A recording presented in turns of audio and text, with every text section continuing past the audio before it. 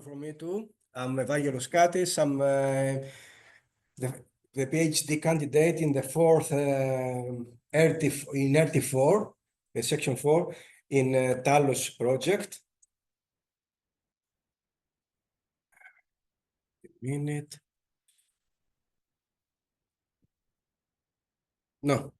So yes. Sorry about that.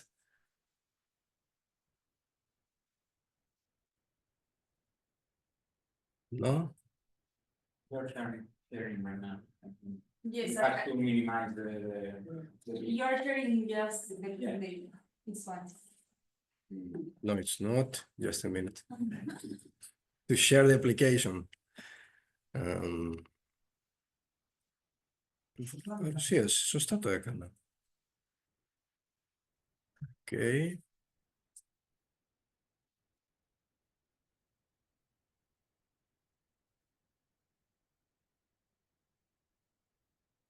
All right. Here we go. Sorry for the little delay. Huh? Then is a PhD candidate to the Department of Theology. You have to. No, it's another department. Right. It's in the PhD candidate in the Department of Primary School Education. Sorry about that. In University of Crete, in the same university. And in TALOS AI for SSH project, which is financing this project. And this is a study, a literature review that it will be submitted. It's submitted as an abstract for the TOTH 2024 conference in the first week of June.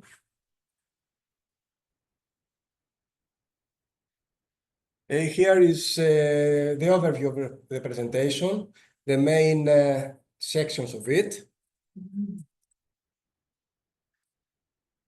My study, this review is focusing in the ontologies in education, which ontologies can, as we know, can help to manage data more effectively and make it more easier to organize, share and reuse content. So in educational data, that is very important and make it much significant to education since ontologies has come ahead. They can also support intelligence system to model learners' profiles and support personalized learning experiences. Also, it enhances the interoperability and communication between heterogeneous systems and stakeholders with providing common vocabularies and structures. They can also facilitate the management of curricula and course planning, which is one of my main work on study, by mapping learning objectives, activities, resources, and assessments, and modeling competencies and qualifications, enhancing the assessment and evaluation process, and improving also the measurement of learning outcomes. About this review, the focus of the study is to document and investigating the most prevalent ontology building methodologies and highlighting their purpose and usage. The scope of the study is to identify emerging trends in educational ontology research and investigate that way possible gaps and, of course, future challenges. Will be focused in the studies from the last 5 years, and the expected insights are to provide valuable contributions to researchers and practitioners. The research questions that guide this study are the following 4. What are the applications of ontologies in the field of education? What are the methodologies and frameworks used? Which are the investigated educational ontologies that have been developed in that studies? And 4, what are the main trends and directions that coming ahead? Here is the methodology that I'm using.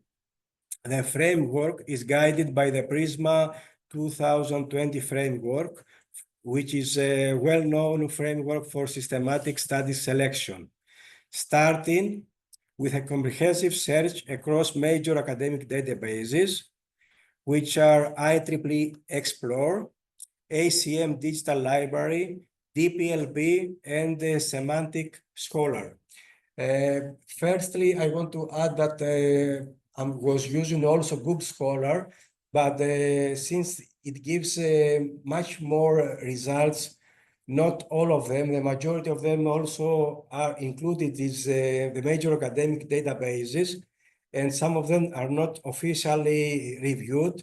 So I'm thinking to exclude it and use the most common academic databases. The search query, you can see the search query that is ontology or semantic technology and education or learn with wildcards, as you can see, in order to include the word ontology and the word ontological and ontologies, and the same for education or educational or learner or learning, in order to include all this text. The searching query is on abstracts, also on titles, and also in keywords when I search in that databases. The main criteria for inclusion, a study, is to be published in the last 5 years, from 2020 till 2025. And that is because before 2020, there are also some notable literature reviews on the same field. So I'm thinking that use that reviews and maybe compare them results with my results when it came for that. And I'm concentrating in the last 5 years, and the studies, even the studies from the last 5 years, are quite a lot. The other criteria for include a study is written in English, published and in full text, available, and peer-reviewed formats. The screening are in 2 phases. First, screening is based on title, keywords, and abstract in order to include it in the study. And the second, a full text assessment. After that, analysis is follows with in order to align with the research and answer the research questions. Here is 4 notable reviews that I also presented in the previous meeting. So it's not, I'm not going to mention all the information about that, just to mention the authors. The first of all is from Stansin in 2020 that covers papers analyzed from 2015 to 2019. Wang and Wang in 2021 focusing on ontologies in e-learning environments and analyzed papers from 2008 to 2020. Al-Yahya et al. In 2015 published a paper for the role of ontologies also in e-learning environment, but for the period from 2000 to 2012. And Tapia et al. In 2018 focuses in application of ontologies in higher education with papers from 2012 to 2017. So we see that there are no other review, at least I can't find another one that speaks about analyzed papers from the last 5 years. The results follow the 4 research questions. So the first section is the application of ontologies in education. The classification that I use in order to categorize the ontologies that I found, the studies with speaks about ontologies in education, meets the classification that Al-Yahya et al. In 2015 and Stenson et al. In 2020 speaks about, which is in 4 main groups, using that groups to categorize the ontology. The first one is curriculum modeling and management, which is an ontology model, course structure, program requirements, learning outcomes to streamline curriculum design. The second group is for describing learning domains and an ontology used to represent subject-specific knowledge, like mathematics, medicine, to organize the concepts within and the relationships, the competencies for teaching and learning. Sorry about that. The third group is ontologies for describing learning data, which model student attributes, and they are used to, for example, performance and preferences and learning styles. The fourth group is for describing e-learning services, for example, to support digital learning platforms by structuring learning objects, resources, workflows, user interactions, etc. And the last group is when the study use multiple ontologies in order to make a more complex educational system, like an interactive tutoring system, which usually use more than one ontologies in order to be more effective. Here we can see in the left at the table with the papers that the studies that use ontology, and categorized by that 5 groups, and also by the year of the study, which is an ongoing analysis. Is until now, some papers are published in April and May. Until now, I have investigated 6 papers officially. And at the right, you can see a graphic of that page. So we can see that in the last 3 years, there is a higher trend with curriculum modeling.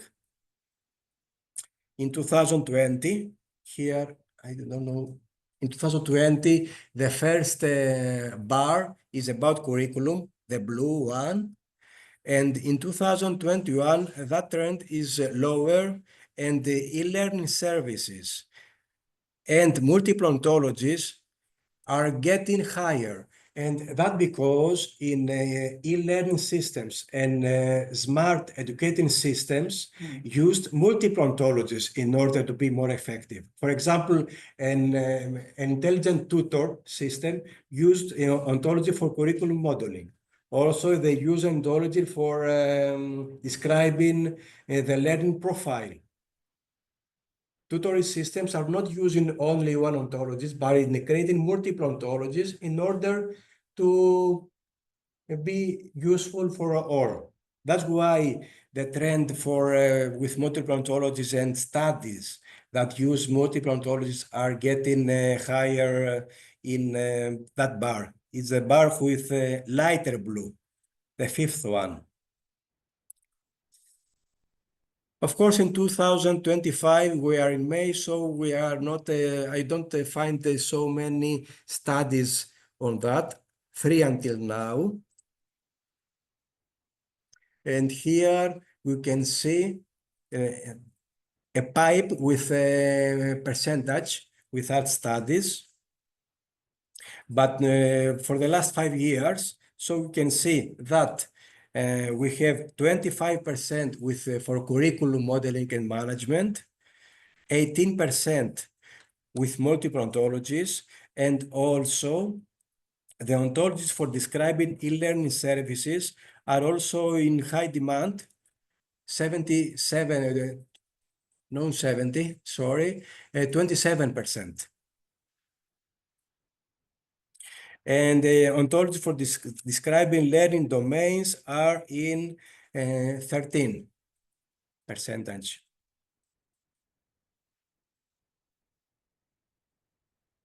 The second section speaks about the methodologies used in education. And here we have in the literature a variety of approaches revealed with some widely adopted methods standing out. And the most notable of them are the methodology by Fernandez Lopez et al., which offers a comprehensive framework covering specification, conceptualization, and formalization phases. Well known, but not many known uses in the literature.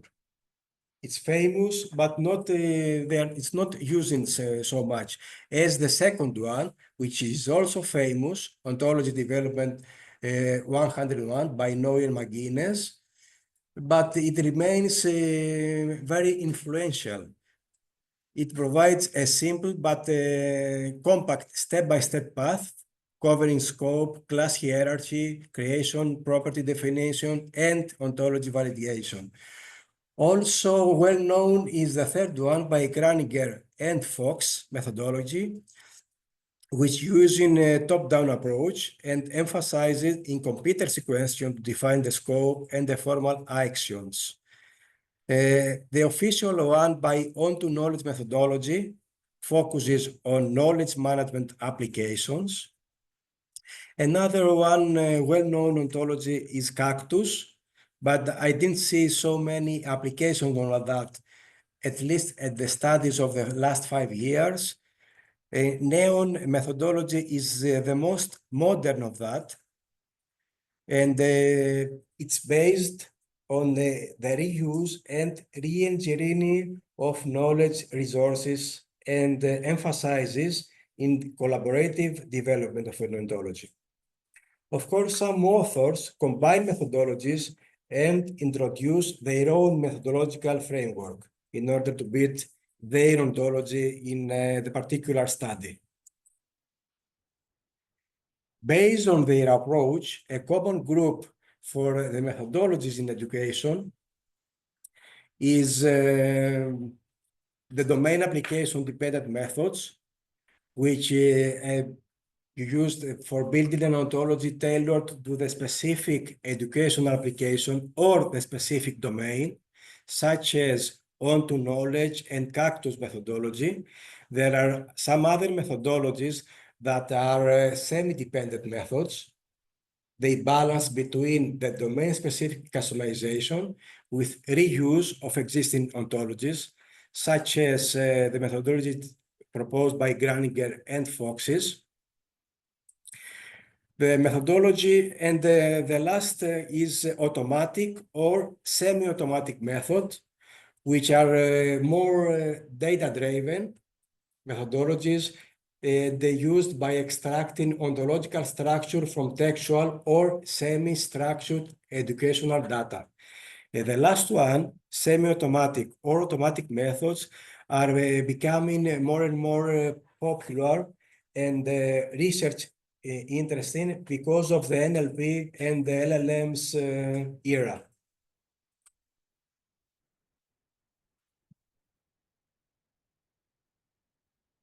Here,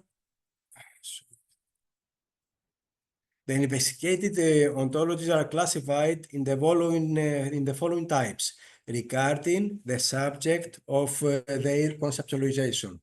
Here is the section 3 of my results.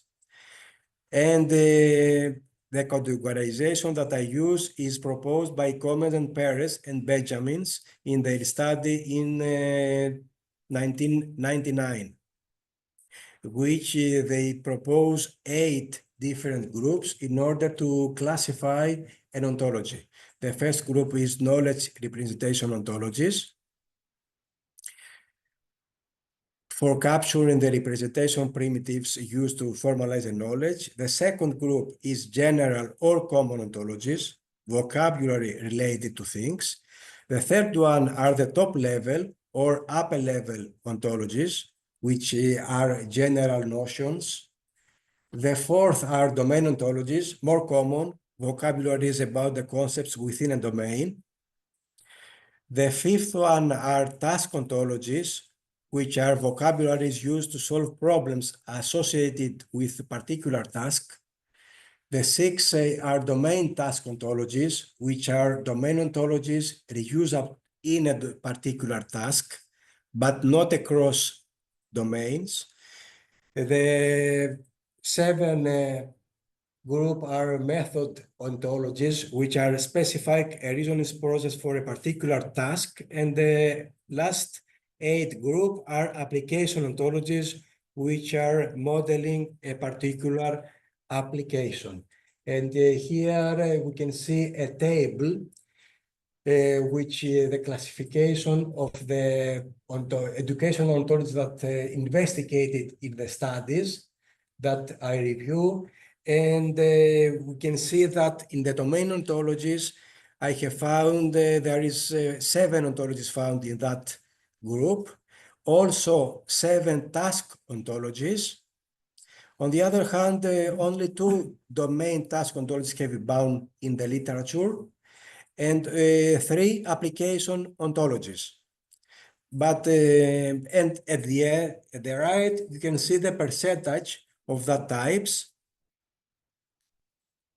But I wanted to highlight here that not all of studies implement an ontology. Some of them, at least half of them, are propose a framework about an educational ontology or how to build an educational ontology, but they are not implementing one. And here is a more analytical list of that ontologies,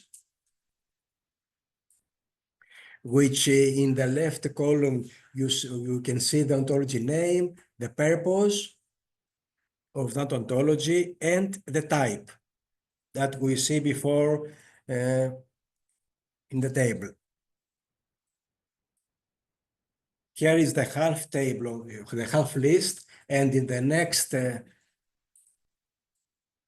right after, we can see the next one.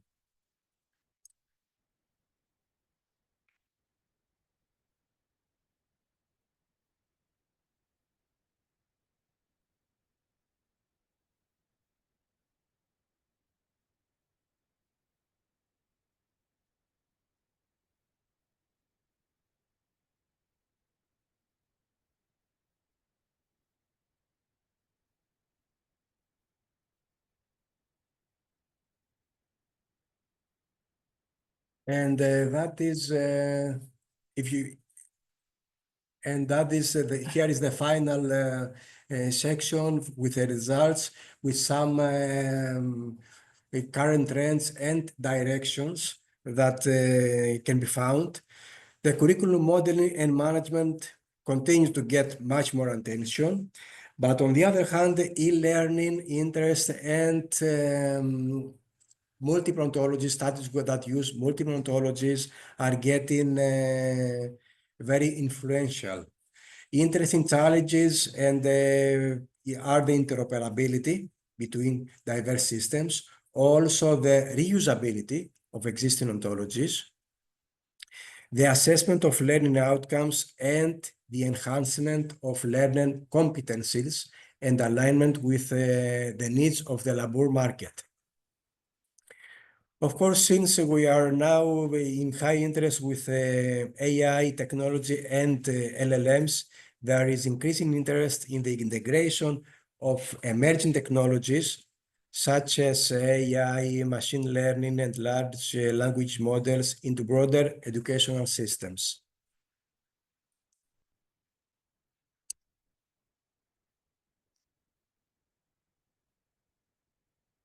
Here is the references, the bibliography that I use, and some acknowledgements that I need to thank Professor Eleni Katsarou and Professor Christopheros and Professor Haridimos Kondilakis for their valuable help in the quality of this research. And I'm going to present this research in the TOF conference in June, and also in the colloquium of the Department of Primary School Education in the last days of May. And I'm ready for your questions.